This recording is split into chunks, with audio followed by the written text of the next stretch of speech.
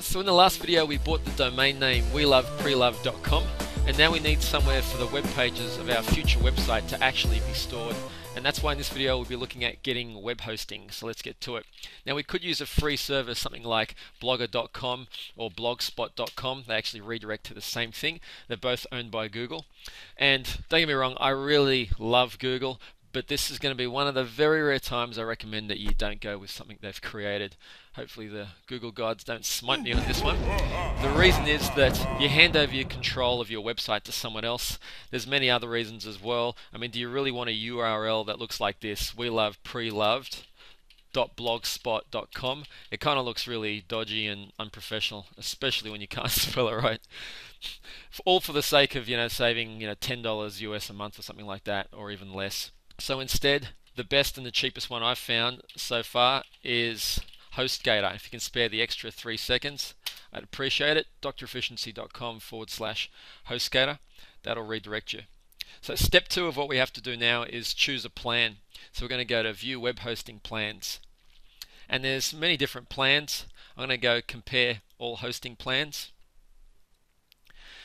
And I'm going to recommend this one that says baby. The reason is because on this row here, domains allowed, you can have unlimited. And you may only think, I only want one website or one domain right now, but domains, they're like getting tattoos or something like that. Once you get one, you're going to want heaps more. So I'm going to recommend that one. Click order now. It says starting at $7.95 a month. It's slightly deceptive because the first payment you make is $7.95 a month. Every payment after that is different depending on which option you select, and we'll go through that right now. So we enter our domain name, weloveprelove.com. Note that coupon code that says spring, that just gets put in there automatically, and I'll show you why. Because on the billing cycle part, we've got 20% off first payment. So if your first payment you decide to pay 1 month, then you get $7.96. If it's 12 months, then it's $7.96 per payment. But if you only decide to do 1 month now, it's 20% off that one, but each one in future, you'll see it's going to be $9.95, just so you know. But it's still cheaper than most of them out there, and definitely the best one to go for.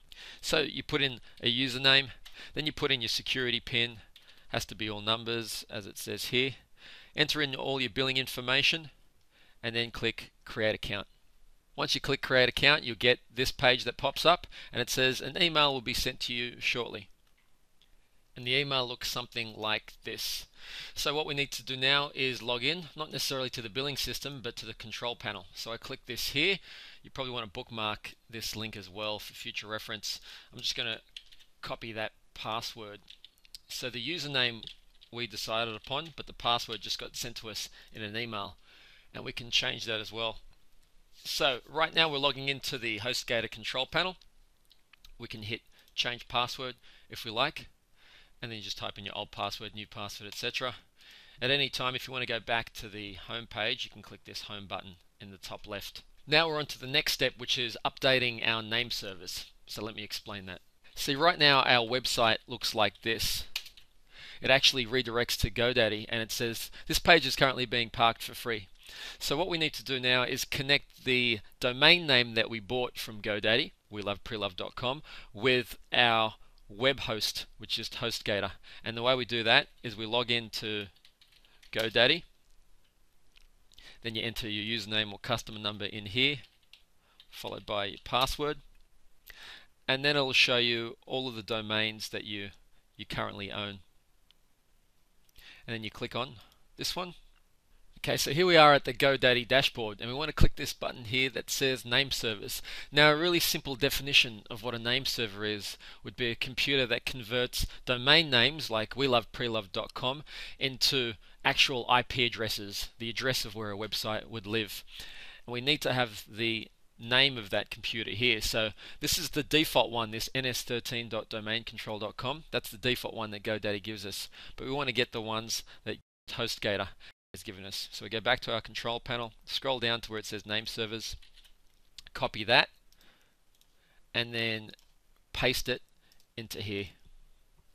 And then we want to do the same for the second one, which is pretty much the same thing except one number up. And once we do that, we hit OK. Now it's going to come back with a message that says, please allow a few minutes for this change to take effect.